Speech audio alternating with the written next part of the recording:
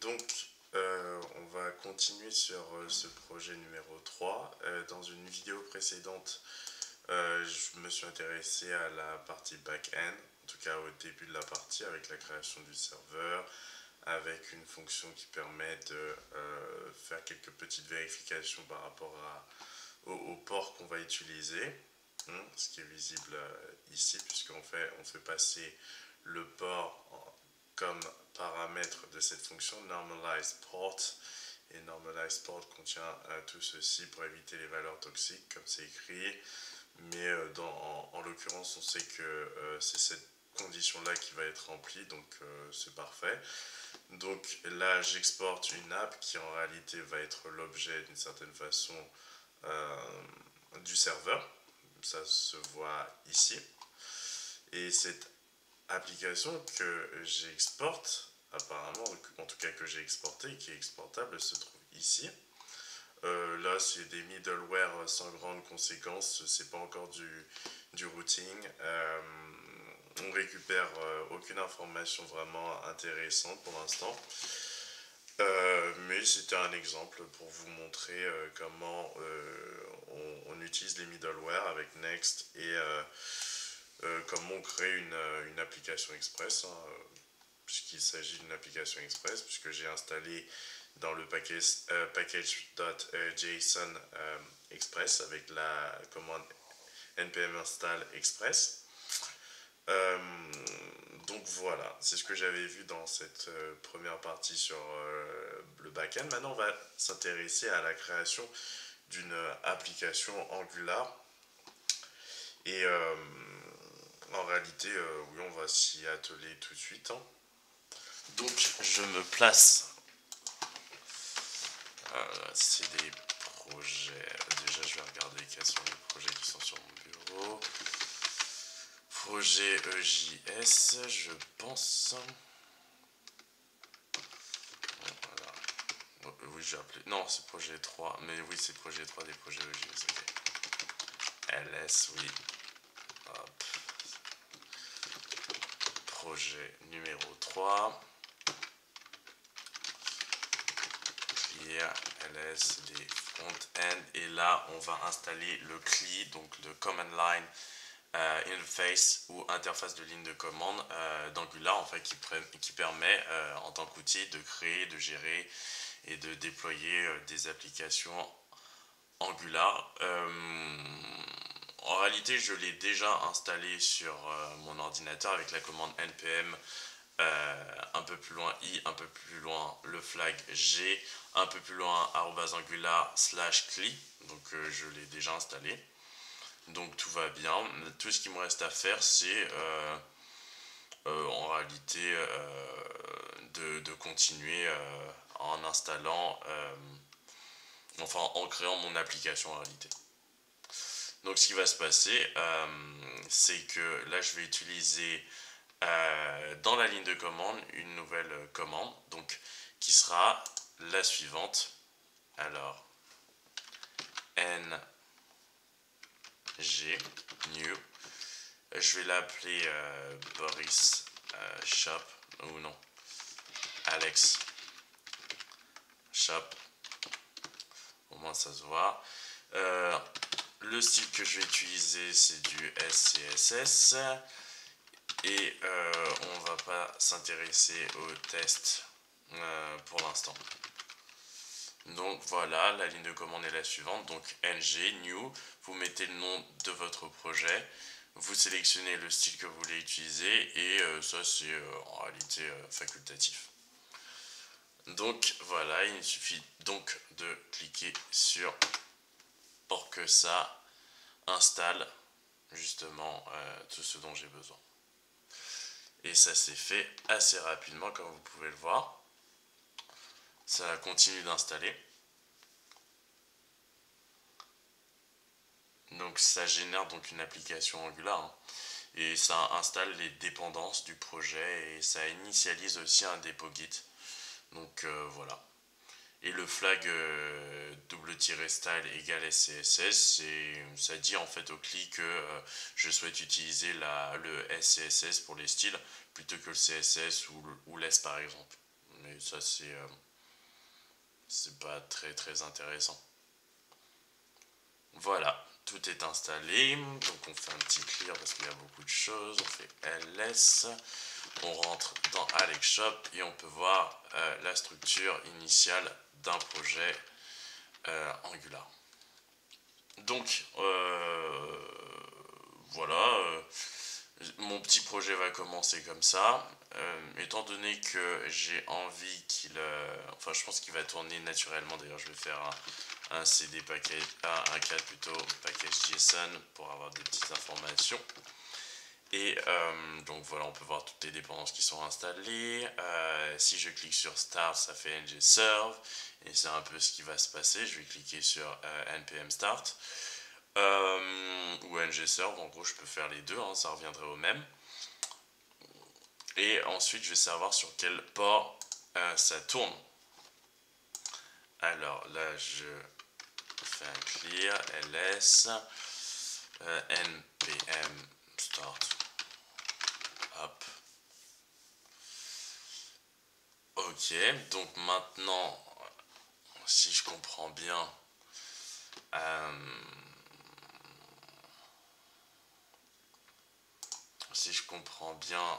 je vais faire un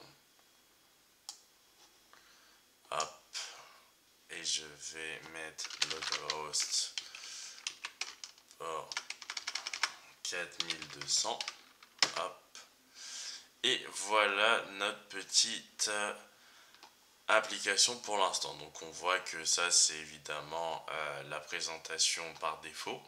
Donc nous on va supprimer tout ce petit baratin. Ça ne nous intéresse pas, ok c'est bien beau mais en fait ça ne nous intéresse pas. Donc on va supprimer tout ça pour avoir une page blanche sur le port 4200. Donc on continue.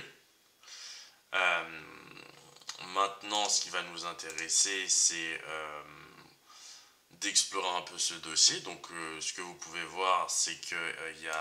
Ah d'ailleurs on va le voir là parce que étant donné que maintenant ça tourne, c'est des projets ENJ, je pense que non, JS, LS, c'est des projets 3, ensuite LS, c'est des front-end, LS, c'est des hop et clear ls. Donc on voit qu'il y a un readme.md, AngularJSON, packagelock.json. Ce qui va nous intéresser ici, c'est pas tout ce blabla, c'est nécessairement le dossier source. Donc on y va, cd src.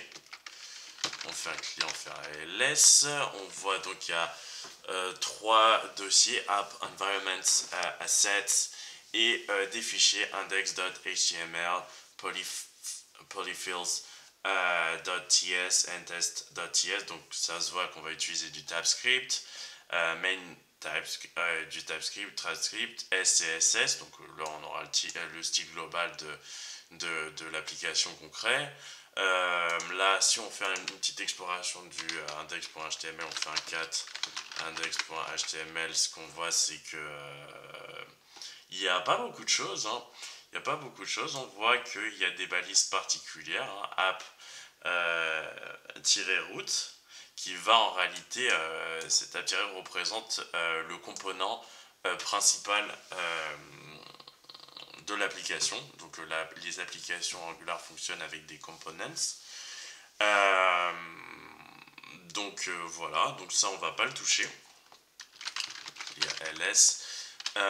Par contre, je pense qu'on va aller dans le cd app, hop, ls, et là on va un peu changer des petites choses parce que quand on commence, il faut faire quelques petites modifications. On a donc, comme vous pouvez le voir, un fichier HTML, SCSS et TS, et un app.module.ts également.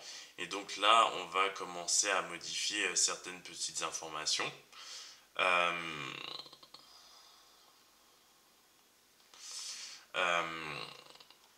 On va le faire tout de suite d'ailleurs, on va le faire tout de suite.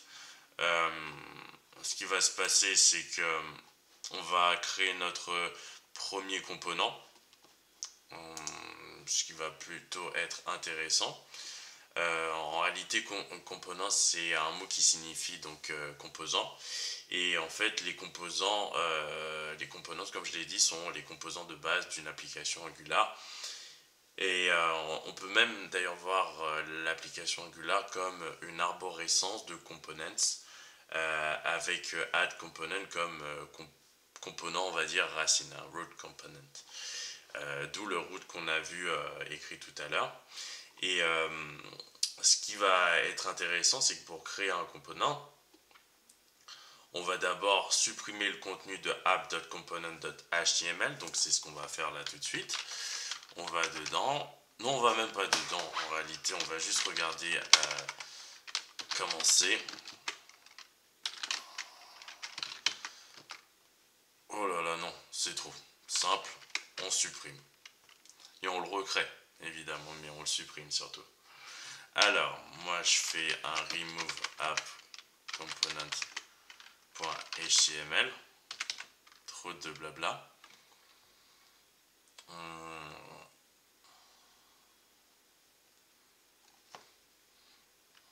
Hop. Voilà, déjà un truc en moins. Évidemment, ça met une erreur, mais c'est pas grave, on va le recréer avec un touch app.component.html. Hop. Voilà, donc il a été recréé, mais il est vierge maintenant, ça c'est clair. On va enlever donc dans app.component.ts, donc on entre dedans .ts. On va enlever la variable title. Pour l'instant, trop d'init. C'est pas important pour l'instant. Donc c'est déjà pas mal hein, quand même. Donc on peut voir à quoi ça ressemble. Donc on voit cet arrobase là particulier, on va savoir ce que ça signifie plus tard. On voit une certaine façon de présenter les choses. Donc il faut imaginer qu'on est en écriture TypeScript ici. Donc à chaque fois on insiste donc sur le type des valeurs et des variables que l'on utilise. Donc voilà, on a supprimé déjà ce qu'il fallait supprimer dans celui-ci. C'est déjà pas mal. Ce que vous voyez en réalité, vous pouviez voir que title, avant que je l'efface, n'était pas précédé d'un mot-clé comme var, let ou const. Et en réalité, c'est parce qu'il s'agit d'un attribut de la classe component. C'était donc un attribut que vous aviez vu. Et lorsqu'on déclare un attribut de classe, on n'a pas besoin de mots-clés, on le déclare simplement par son nom, donc title. Donc là, on sort de là maintenant, hop, et on va créer, donc moi je pense que je vais me remettre au niveau de la racine du projet. Voilà. Et là, je vais créer mon component avec la commande ng generate component et je vais l'appeler shop item. Shop item. À chaque fois que j'utilise ça, j'ai déjà fait des vidéos où j'utilisais déjà shop item, mais peu importe. Donc, je le génère. Ça me va bien comme ça. Hop. Et donc vous allez voir que on va faire notre premier component, donc clear ls, il est dans source, il est dans app, et voilà, shop item est bien là. Ça c'est donc, on a créé notre premier component.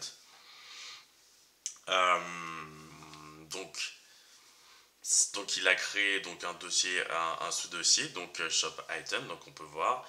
Et si on regarde dedans, on va voir les trois fameux types de dossiers, donc tout type de fichier, pardon. Donc on fait shop item et on va voir un fichier HTML, un fichier CSS et un fichier TypeScript.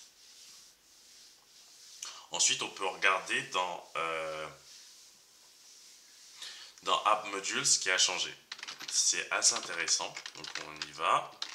Sauf que je vous avais pas montré le App Module avant.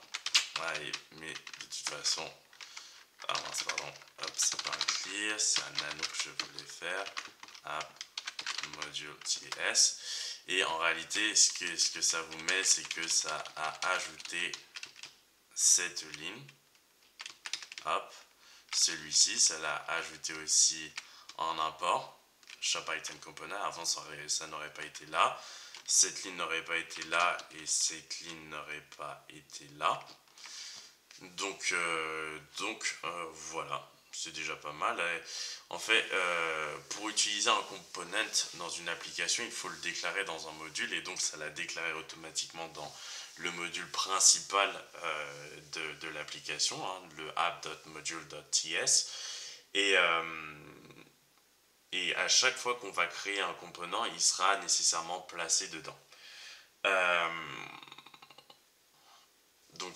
Et maintenant, on va pouvoir un peu regarder ce qui va être affiché à l'écran maintenant. Donc, 2 secondes. Je vais vous montrer ça, mais j'ai besoin de faire une petite manipulation. Donc, source, index.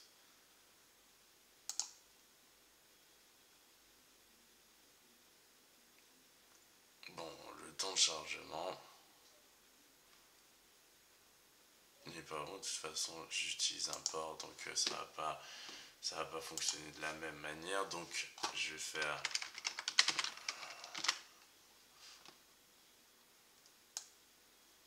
donc pour l'instant, on va dire que vous ne voyez rien parce qu'il y a un petit problème à ce niveau-là. Je pense que je devrais peut-être même relancer l'application ou enlever en réalité cette information du template app.component.html. Non, normalement ça va le remettre. Alors, je sors de là. Parce que normalement, si on va dans Shop Item, mince.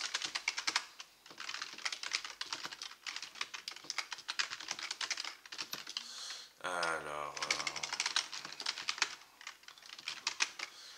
normalement, ça doit m'appeler Shop Item Works. Et étant donné qu'il y a un petit problème, ce que je vais faire, c'est relancer avec. Alors, soit npm, soit ngserver, ça reviendra au même.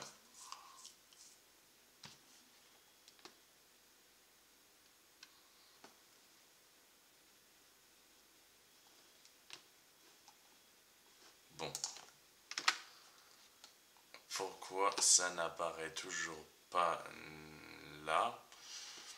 Bonne question.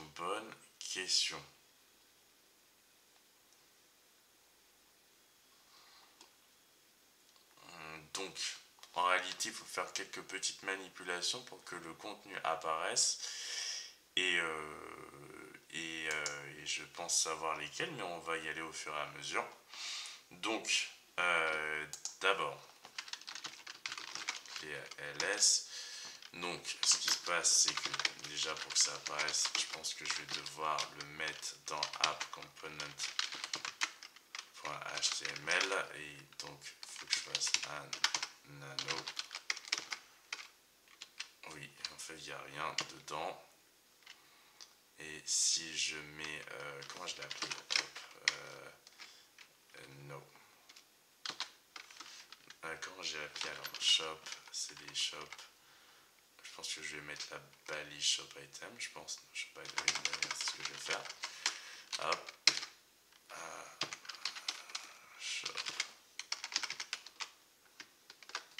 Shop. App.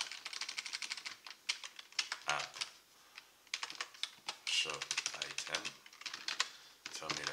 ouvrez une balise, app, shop, item. Hop, maintenant CTRL-C, yes, CTRL, ah mince, hop, c'est bon. Et voilà, shop item works. Donc voilà, il suffisait de créer une balise avec ces nouveaux components. Évidemment, je ne sais pas pourquoi j'ai hésité. Peut-être un peu de fatigue nocturne. Et donc voilà, donc je l'ai ajouté. Alors, pour bien que vous puissiez voir ce qui s'est passé. Alors, on a créé un new component et on a appelé shop-item. Et dans ça, j'ai ajouté justement des balises qui font état de son existence, qui fait que ce qui est contenu entre ces balises-là, lorsqu'on va dans CD shop item et puis qu'on regarde enfin 4 de shop, je sais pas comment c'est écrit, item, peut-être component. Je pense que c'est écrit, je suis pas sûr, component.html. On voit que c'est ça qui est contenu. Donc évidemment, quand on crée des balises comme je les ai créées là, enfin au-dessus, et on va en réalité récupérer ce paragraphe shop item works. Donc voilà. Donc ça c'est déjà intéressant, je pense. Ensuite, ce qu'on peut voir, c'est la construction des composants. Donc, on va faire un clear, ls, et on va aller dans shop item, nano, shop, oh mince, item component ts. Et là, on voit exactement la construction du component. On voit une classe TypeScript qui s'appelle ici shop item component, donc elle est là, cette classe TypeScript, avec un implement on init qui est vraiment important. On aurait, enfin, on va faire des choses par rapport à ça, donc on peut enlever ce petit blabla là. Mais on va faire des choses avec ça. Le constructeur, on va le laisser pour l'instant, même si c'est pas une obligation de les garder, en tout cas pour l'instant. Et donc ce qu'on voit, c'est qu'il y a un sélecteur, hein, comme la dernière fois. En fait, il y a un décorateur. Le @component, le add component, c'est un décorateur. En fait, c'est comme ça qu'on déclare la classe. Elle est déclarée avec un déclarateur à qui on passe un objet de configuration avec un sélecteur, un fichier template, donc un fichier HTML, et un fichier de style ici shop-item.component.scss. Donc voilà, un décorateur en TypeScript en réalité permet notamment d'apporter des modifications à une classe. Donc ici, le décorateur @component vient ajouter tous les comportements nécessaires, on va dire, à l'utilisation de son component dans l'application. Il est d'ailleurs importé depuis le package Angular Core, donc Angular/Core, et en réalité, on a besoin de s'occuper de rien. Et pour le template et les styles, c'est en réalité plutôt facile. On dit à Angular quel fichier utiliser pour afficher notre component, et le sélecteur avec le préfixe app, en fait c'est un préfixe par défaut, c'est déjà ce qui va nous permettre d'insérer ce component dans notre application. Donc c'est plutôt tranquille. Cette application, il faut s'en souvenir vraiment, c'est une arborescence de components avec app component comme root component. Donc c'est donc en réalité app.component.html qu'on va venir ajouter le sélecteur de notre nouveau component comme balise HTML, et c'est ce que j'ai fait tout à l'heure. Exactement. En fait, le sélecteur ici, c'est celui que j'ai entré ou rentré, comme vous voulez, dans les balises que j'ai ajoutées à app.component.html pour que ça puisse afficher le message que vous voyez lorsqu'on actualise le localhost 2.4200. Donc voilà, ça c'était un premier petit message, hein. C'était pas vraiment très dur à comprendre. J'espère que je me suis exprimé de manière compréhensible. Donc maintenant on va afficher des petites données. Ça peut être plutôt malin. Ou de manière dynamique avec les string interpolation. Pardon, j'aurais dû dire en anglais string interpolation et attribute binding. Donc on va s'occuper de ça maintenant. On va ajouter quelques petites propriétés donc, à cette classe shopItemComponent, comme vous pouvez le voir là. On va un peu modifier tout ceci. Moi, je veux créer un petit site de vente de biens. Donc, ce qui va se passer, c'est que je vais d'abord vendre un seul élément. Et ensuite, je vais utiliser effectivement, on va dire des modèles, un modèle, pour pouvoir en vendre plusieurs. Donc, ce qu'on va faire, c'est qu'on va créer déjà, on va initialiser, on va dire, plutôt avec la bang, les propriétés. Donc, je pense que mon objet va avoir un title,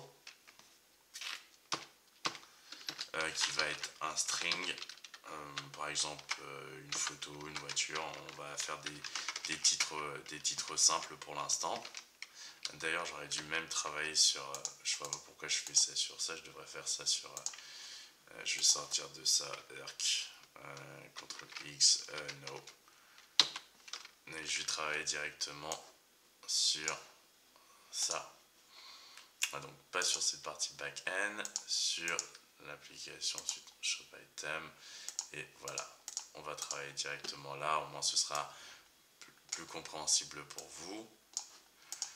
Donc ce qu'on va faire, c'est que on va enlever tout ça, comme ça me permettra de vous expliquer les choses. En fait, c'était bête parce que ça, j'ai pas envie de l'enlever. Par contre, j'ai envie de changer cette petite décoration. Constructeur, on le met au placard. Et ce qu'on va faire, c'est que on va ajouter des propriétés et les initialiser. Donc title, je veux que ce soit sous forme de string. Par exemple, il faut imaginer le nom d'un objet, par exemple photographie de Johnny Hallyday, un truc comme ça. Voilà. Ensuite, je continue. Je veux une petite description avec toujours le bang. Et ce sera encore de type string, donc de chaîne de caractères. Je vais ajouter quoi?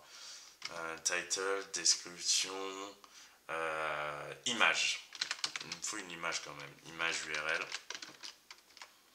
D'ailleurs, je vais dire image URL, comme ça. URL. Non, URL. Je vais écrire ça plutôt comme ça. Ou non, camel case vraiment, URL, c'est pas. Image URL, et ça va être un string également. Donc je veux le titre, je veux la description, je veux l'image. D'ailleurs, en fait, je vais faire ça dans l'ordre d'apparition. Je veux d'abord le titre, couper, CTRL V. Je veux d'abord le titre, ensuite l'image URL, ensuite la description. Je vais ajouter sans doute un prix. Et ça va être number. Hop. Voilà. D'ailleurs, pourquoi ça... Ah oui, ok, j'ai compris. Voilà. Donc ça, c'est comme ça qu'on initialise effectivement des propriétés avec le point d'exclamation, qui en réalité n'en est pas un, mais c'est un bang. Parce qu'en réalité, c'est comme si on promettait à TypeScript qu'on va les initialiser. Donc voilà. Ce qui va se passer maintenant, c'est que je vais un peu peaufiner la création d'une instance. Donc c'est ici, hein, dans le ng on init. C'est-à-dire que dès que ça se passe ici. Donc en gros, ce qui va apparaître à l'écran va être déterminé dans ce qui est contenu effectivement entre ces accolades. Donc je vais créer une instance en réalité de la classe dedans. This title, je vais créer la première, ça va être un appareil photo. Je vais chercher des trucs je pense dans Pexel. Je vais créer des petites photos là, je vais tester dans ça. Alors, je vais chercher une photo d'une voiture. C'est la première chose qu'on va faire. Je veux vendre. Vas-y, je vais mettre ça. Je sais même pas quel genre de voiture c'est.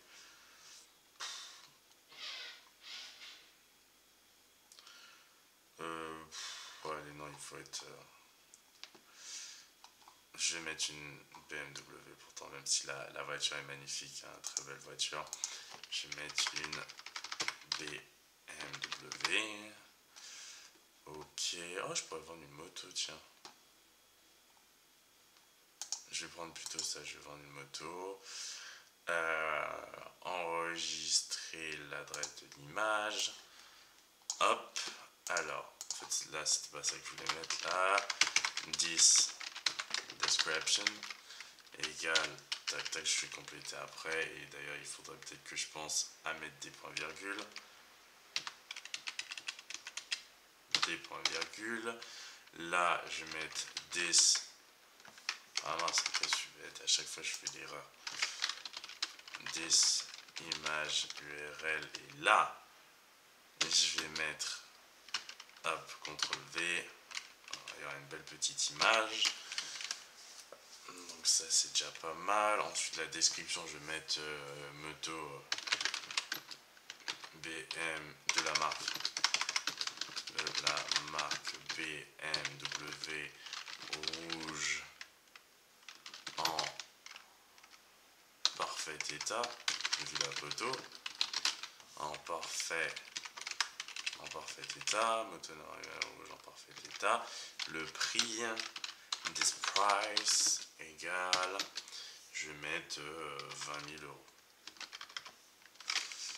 20 000, je rajouterai les euros après.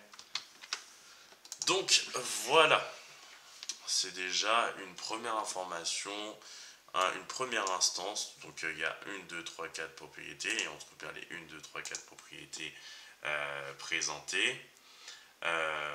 Ensuite, maintenant, étant donné que j'ai envie que les choses se voient, donc j'ai envie donc de modifier tout ça. Je sors ça et maintenant je vais présenter mon premier shop item en réalité. Donc j'ai envie, il faut imaginer, moi je vais créer une div en plus d'ailleurs. Div classe égale shop item div. C'est un peu redondant par rapport à shop item qui peut déjà être considéré comme une div, mais c'est pas grave, au moins ça vous permet de voir les choses de façon claire. Alors dedans, j'ai envie effectivement que le titre apparaisse. Oh non, mais c'est pas le titre d'ailleurs, je suis bien bête. En H1, je vais faire un H1. Et je vais mettre en string d'interpolation. Tac. Oh mince. Oh mince. Oh mince. Je fais ça mal. Hop. Et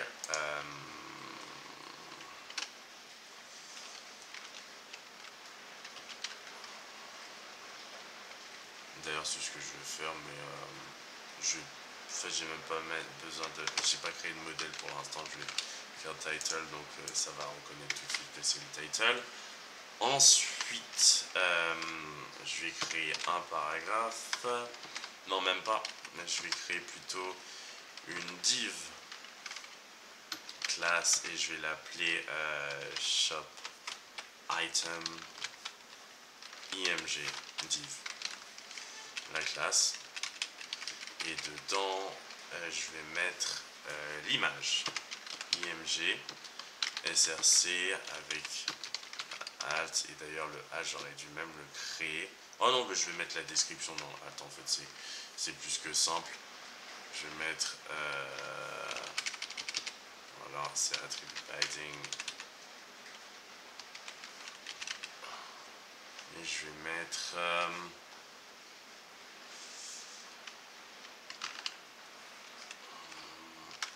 est-ce que je peux faire ça comme ça?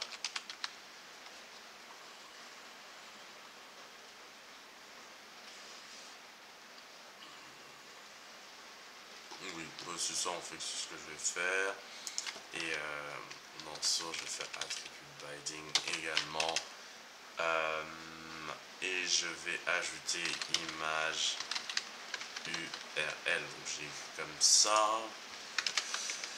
Donc je pense que je vais devoir peaufiner un peu la présentation. J'ai pas envie d'écrire le CSS directement dans la balise. Pourquoi j'ai mis ça, je me demande bien. Puisqu'en réalité c'est la fin de la div.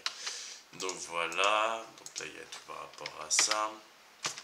Ensuite je fais encore une autre div classe shop item txt div, et là je vais mettre la description avec le prix.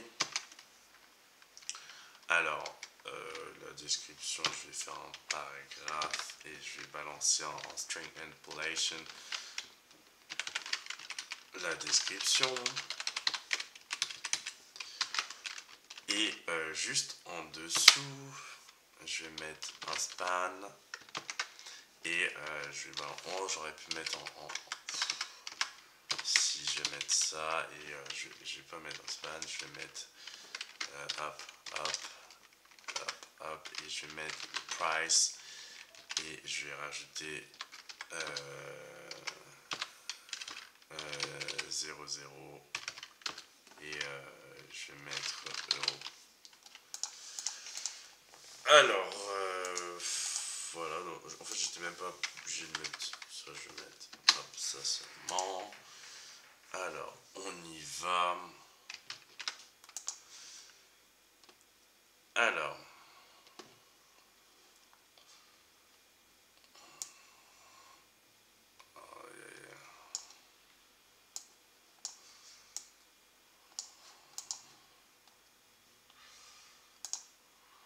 alors ça c'était bien. Ça me crée un petit problème. Ah mais oui, c'est trop bête. Hop. Voilà, voilà. Alors effectivement, ça présente la chose comme ça.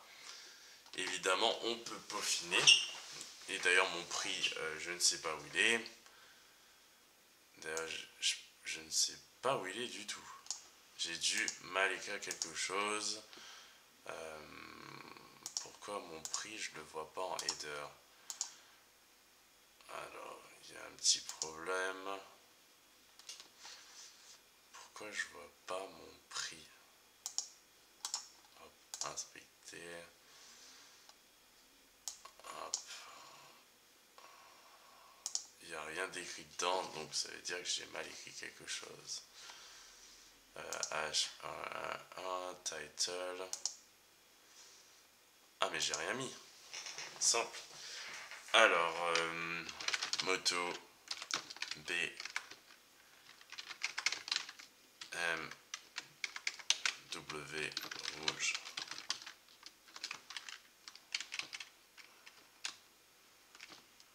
Moto. Non, même, c'est bon, je vais rajouter ça seulement. Ça va actualiser. Et maintenant, si on regarde bien, moto BMW rouge. Ce que je peux faire, c'est rajouter un pipe, peut-être. On va. Allez. Pipe. Hop. X.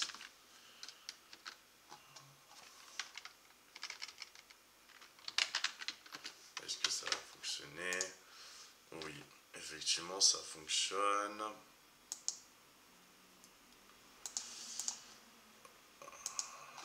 je pense que je vais faire le roi plutôt.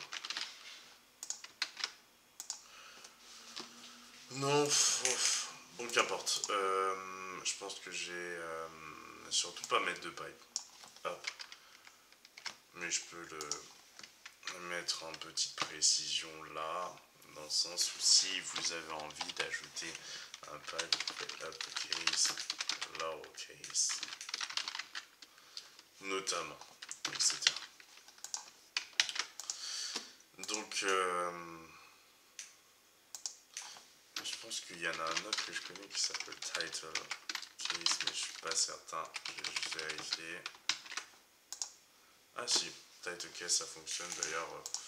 Je vais le laisser, title case. Exemple de pipe, exemple de pipes.